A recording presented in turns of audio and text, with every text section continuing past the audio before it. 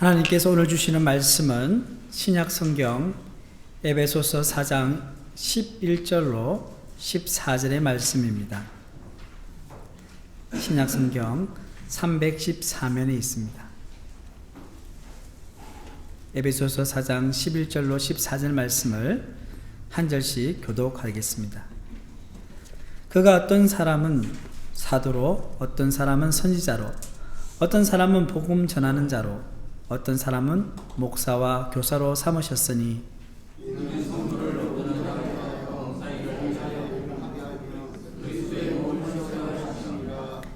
우리가 다 하나님의 아들을 믿는 것과 아는 일에 하나가 되어 온전한 사람을 이루어 그리스도의 장성한 분량에 충만한 데까지 이르리니 이는 우리가 이제부터 우리 나이가 되지 아니하여 사람의 중도와 산성에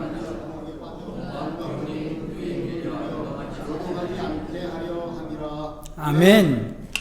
할렐루야. 아멘. 하나님의 은혜와 평화가 우리 성도님들 가운데 있기를 축복합니다. 아멘. 예, 여러분들 모든 살아있는 것은 성장한다. 자, 이 말에 공감하십니까? 네. 씨앗에서 발화한 식물은요, 뿌리와 줄기를 내고 점차 자라서 꽃을 피우고 열매를 맺습니다. 참나무는 작은 도토리 씨앗에서 시작해서 수십 년 동안 성장하여 거대한 나무로 변합니다. 모든 동물은 태어나면서부터 시간이 지남에 따라 크기, 체력, 생리적 능력이 성장합니다. 애벌레를 보십시오. 애벌레는 번데기 단계를 거쳐서 성충인 나비로 변합니다. 이 과정은 생명체의 성장과 변화의 대표적인 상징이 됩니다. 인간은 어떻습니까? 태아는 수정란 상태에서부터 자궁 안에서 성장해 태어나고 유아, 아동, 청소년, 그리고 성인으로 성장합니다. 이는 신체적인 성장입니다.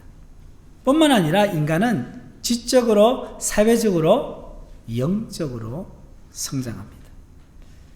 그렇다면 교회는 어떨까요? 교회도 성장하나요? 성경은 교회를 그리스도의 몸이라고 말씀합니다. 우리 에베소서 1장 22절과 23절 말씀, 그리고 고린도전서 12장 27절 말씀을 우리 함께 읽겠습니다. 시작. 또 만물을 그의 발 아래에 복종하게 하시고 그를 만물 위에 교회의 머리로 삼으셨느니라. 교회는 그의 몸이니 만물 안에서 만물을 충만하게 하신 이의 충만함이니라. 아멘. 너희는 그리스도의 몸이요 지체의 각 부분이라. 아멘. 자, 조금 전에 읽은 성경 구절을 근거로 해서 질문을 던져보겠습니다. 자, 교회가 그리스도의 몸이라면 그리스도는 무엇입니까? 무엇입니까? 교회의 머리가 되십니다. 자, 그러면 교회를 구성하는 성도는 무엇입니까? 나와 있죠? 성도인 우리는 그리스도의 몸된 지체의 각 부분입니다. 이 말씀은 교회가 영적 생명체임을 분명히 말씀하고 있는 것입니다. 자, 이렇게 교회를 그리스도의 몸으로 비유한 이유는 무엇일까요? 자, 첫째는 사람들이 교회를 통해 그리스도의 모습을 보게 하기 위함입니다. 몸이란 눈에 보이는 가시적 형상을 말합니다. 주님께서는 이 땅을 떠나실 때 세상에 남기신 것이 하나 있는데 그것이 바로 교회입니다. 주님께서는 자신의 모습을 보여주시기 위해 교회를 주셨으며 또한 자신의 사역을 지속적으로 이루어 나가시기 위해 교회를 세우셨습니다. 우리 각자가 교회이기에 우리가 어떻게 사느냐에 따라 예수님의 영광이 가릴 수도 있고 또 드러낼 수도 있습니다. 잠깐의 시대에 교회가 여러 가지 좋지 못한 일로 구설수에 오르고 욕을 먹는 이유가 무엇이겠습니까? 그것은 교회가 예수 그리스도의 몸이라는 사실을 망각하고 있기 때문입니다. 이는 교회의 머리가 예수님이 아니라 인간이 되었기 때문에 그렇습니다. 둘째는요, 우리에게 지체의식을 가르치기 위함입니다. 우리의 몸이 다양한 지체를 가지고 있음에도 불구하고 하나로 통일된 행동을 하게 된 것은 머리에 통제와 조절을 받고 있기 때문에 그렇습니다. 그리고 몸의 많은 지체들은 나름대로 기능을 가지고 서로를 도와주는 상호 의존적인 관계를 지니고 있습니다. 마찬가지로 교회도 머리 대신 예수님의 명령을 따라 다양한 지체가 조화를 이룰 때 아름다운 모습과 효과적인 사역을 잘 감당할 수 있습니다. 지체의식은 다르게 말하면요, 우리가 예수 그리스도의 피를 나눈 형제이며 자매라는 의식입니다. 형제 자매 의식이죠. 그래서 성도들은 정말 가족 같은 관계로서 서로 돌보고 섬기고 헌신해야 합니다. 자, 마지막으로 교회를 그리스도의 몸이라고 한 것은 교회에 대한 소속감을 가르치기 위함입니다. 교회가 영적 생명체이기에 지체된 성도가 교회를 떠나서는 아무것도 할 수 없습니다. 자, 포도가지가 포도나무를 떠나면 뭘 할 수 있어요? 아무것도 할 수 없습니다. 이처럼 지체된 성도는 반드시 그리스도의 몸된 교회에 소속되어야 성장하고 열매를 맺을 수 있습니다. 그래서 그리스도인이라는 말은요, 곧 교회에 소속된 사람을 의미합니다. 교회를 떠나서는 참다운 그리스도인의 삶을 살아갈 수 없습니다. 이런 의미에서 하나님을 믿지만 교회를 안 나가는 성도는 신앙이 성장할 수 있을까요? 없을까요? 성장할 수 없습니다. 이런 성도를 우리는 뭐라고 하죠? 아까 이명곤 집사님도 이야기하셨는데 가나안 성도. 가나안을 거꾸로 하면 뭡니까? 안 나가. 교회 안 나가는 성도를 가나안 성도라고 합니다. 그래서 우리 주변에 가나안 성도가 있다면 그를 위해 기도하고 어떻게 해서든 교회로 인도해야 돼요. 그래야지 그들이 영적으로 계속 자라날 수 있습니다. 잘 살펴보시기를 바랍니다. 없는 말이죠. 이처럼 교회를 그리스도의 몸으로 이해할 때 우리에게 여러 가지 영적 유익이 있습니다. 그런데 무엇보다도 교회가 그리스도의 몸이기에 성장에 대한 비전을 가질 수 있습니다. 자, 모든 살아있는 것은 성장한다고 말했듯이요, 교회도 영적 생명체이기에 성장해야 합니다. 성도 여러분, 건강한 교회는 성장하는 줄 믿습니다. 건강한 성도는 성장하는 줄 믿습니다. 네, 살아있으면 성장하는 것입니다. 자, 이런 성장을 위해 필요한 것이 무엇이냐면 바로 양육입니다. 양육. 자, 오늘 말씀의 제목이 뭡니까? 우리가 꿈꾸는 교회의 첫 번째로 양육 공동체입니다. 자, 도표를 한번 보십시오. 우리 교회 비전이 뭔지 다시 한번 읽어보겠습니다. 시작. 사귐의 공동체와 섬김의 공동체로 비상하는 교회입니다. 자, 두 가지죠. 사귐의 공동체, 선교적 공동체. 사귐의 공동체는 예배 공동체요, 그리고 교제 공동체입니다.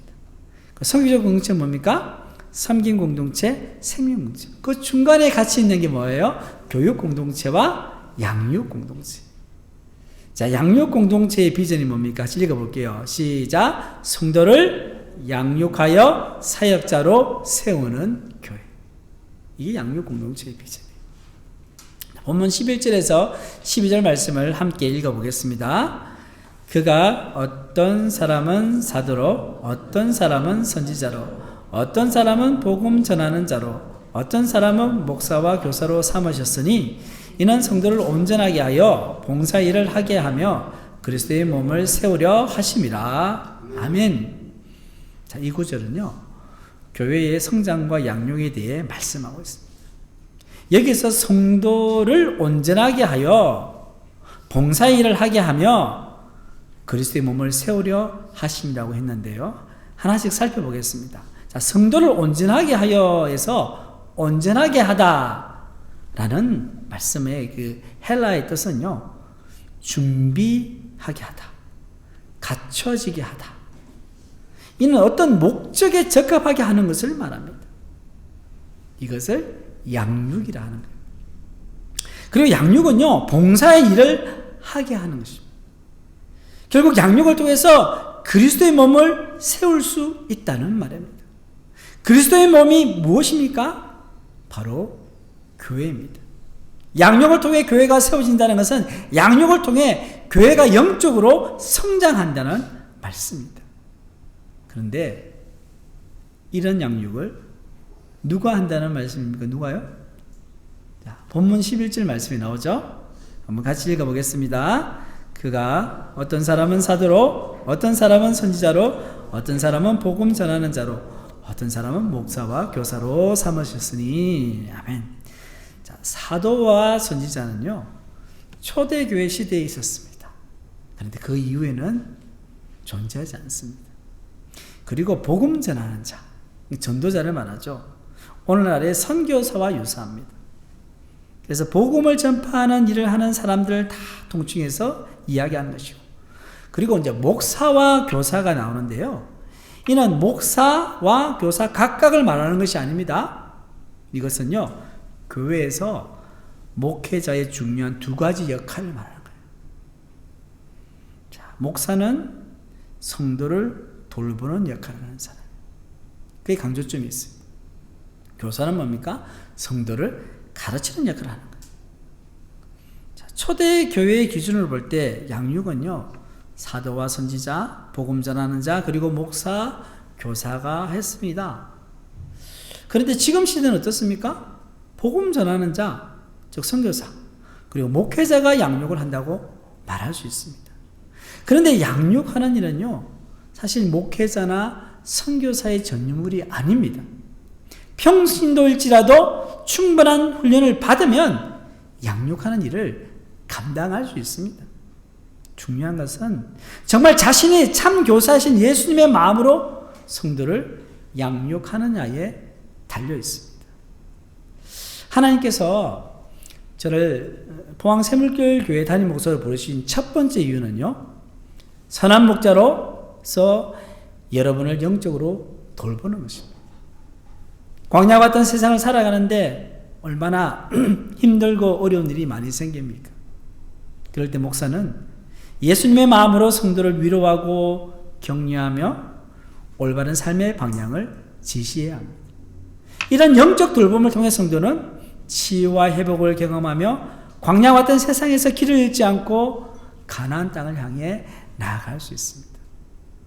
두 번째 이유는요, 말씀으로 성도를 가르치는 것입니다. 하나님의 말씀은 영혼의 양식입니다. 아이들이 한창 자랄 때 잘 먹어야 쑥쑥 자라지 않습니까? 이처럼 성도도 말씀을 풍성히 섭취해야 영적으로 성장할 수 있습니다. 이와 같이 말씀을 가르치고 그것을 실천할 수 있도록 돕는 역할이 양육입니다. 저는 담임 목사로서 여러분을 말씀으로 양육하는 일에 최선을 다하기를 소망합니다. 성도 여러분, 자, 그렇다면 양육의 목적이 무엇입니까? 왜 양육을 합니까? 뭘까요? 성장입니다. 성장. 원래 양육은요, 어린아이가 제대로 자라나고 성숙하도록 보호하고 돌보는 얘기를 말합니다. 이 교회에 적용하면요, 전도를 통해 교회에 등록한 초신자가 신앙적 돌봄과 가르침을 통해서 영적으로 성장하고 자라도록 돕는 것을 교회 안의 양육이라고 말하는 것입니다. 저는 포항 새물교회 교회에 등록한 교인들이 다음과 같이 영적 성장의 비전을 가지기를 소망합니다. 영적 성장의 비전 도표를 한번 보십시오. 자, 교회는요, 다른 무엇보다도 성장이 일어나는 곳입니다. 성장이 일어나는 이 소망이 있는 곳입니다. 모든 성도는요, 성장이 어떻게 일어나는지 성장의 요소들을 잘 이해를 해야 됩니다. 영적 성장이 일어나려면 가장 기본적인 두 가지가 있는데, 이 도표의 맨 아래에 뭐가 있어요? 두 가지? 환영과 돌봄이 있습니다. 자, 가정에서 우리는 환영을 받고 살아갑니다. 자, 환영을 받아야, 사랑을 받아야 성장할 수 있는 기본적인 환경이 조성되는 겁니다. 여러분, 새 가족이 우리 교회에 오면 어떻게 해야 될까요? 여러분, 새 가족 오기를 간절히 소망하시죠? 별로예요? 간절히 소망하시죠? 예. 자, 새 가족이 오면 어떻게 해야 될까요? 준비가 되어 있어야 되는데요. 먼저 친절하게 인사하고요, 관심과 사랑을 표현해야 됩니다. 새 가족이 왔는데 별 관심을 가지지 않고 인사도 안 하면 새 가족이 무엇을 느끼겠습니까? 환영받는 느낌을 받아야 되는 거예요. 이거 참 따뜻한 곳이구나, 좋구나, 이게 환영입니다. 자, 그리고 환영을 했다면 시기적절한 돌봄이 있어야 온전히 자라납니다. 이는 목회자의 돌봄뿐만 아니라요, 새 가족이 등록하고 빠른 시간 내에 교인들 중에 친구들을 만들 수 있도록 도와야 합니다. 자, 교회를 등록하고 3년 이내에 교회를 떠나는 경우가 많다는 사실 아십니까? 특히 큰 교회는 그래요. 많이 등록을 하지만 술술 빠져나가요. 그런데 그들의 대부분은요, 교회에 친한 사람이 없다는 거예요. 적어도 교회에 7명 이상의 친구를 만들면 교회를 떠나지 않는다고 합니다. 그 사람이 신앙이 별로 없어도요, 친구 만나러 어디 와요? 교회를 오는 거예요. 그런데 이 환영과 돌봄만 계속 주어진다고 계속 성장할 수 있을까요? 아닙니다. 어느 정도 성장하다가 멈춥니다. 왜냐하면 성장의 각 단계마다 필요한 요소가 달라지기 때문입니다.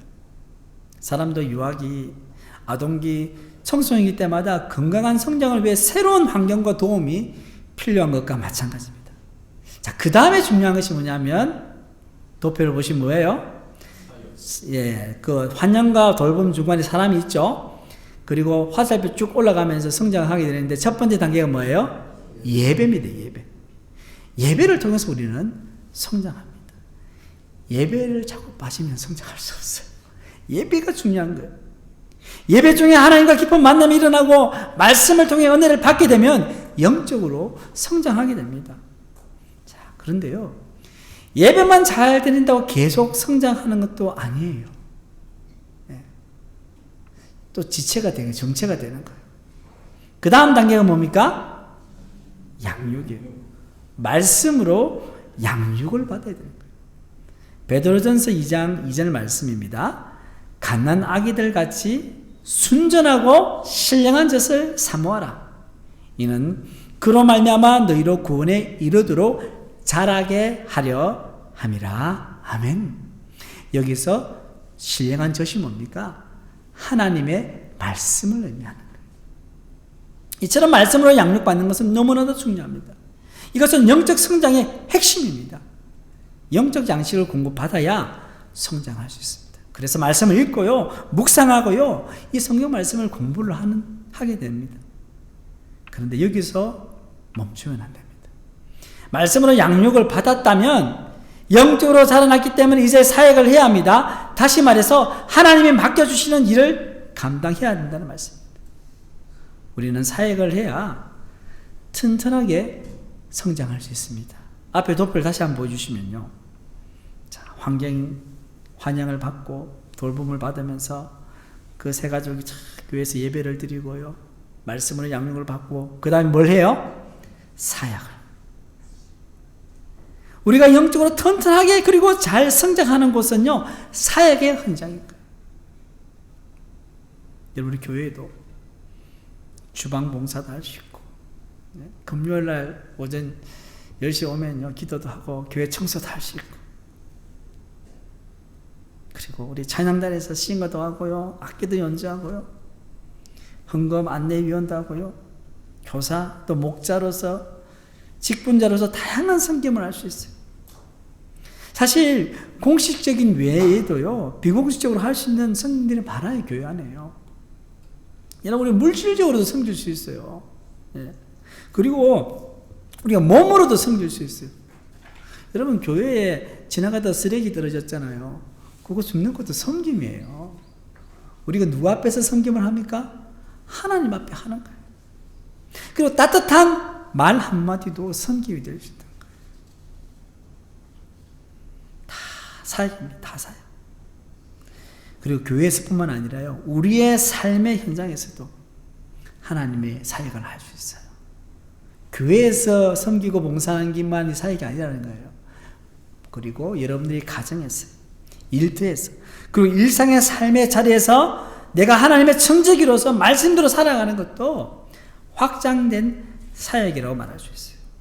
물론 교회에서의 사역이 더 중요하겠죠. 그럼 그 사역도 하나님께서 기뻐하시는 사역입니다. 여러분, 좋은 교회는요 조금씩이라도 모든 성도들이 전부 다 함께 사역하는 교회입니다. 물론 성도 교인의 상황과 사정에 따라서 사역을 하기 힘든 경우도 있습니다. 그런 경우에는요 자신이 할 수 있는 만큼 하시면 됩니다. 어떻게 해요? 자신이 할 수 있는 만큼 하시면 돼요.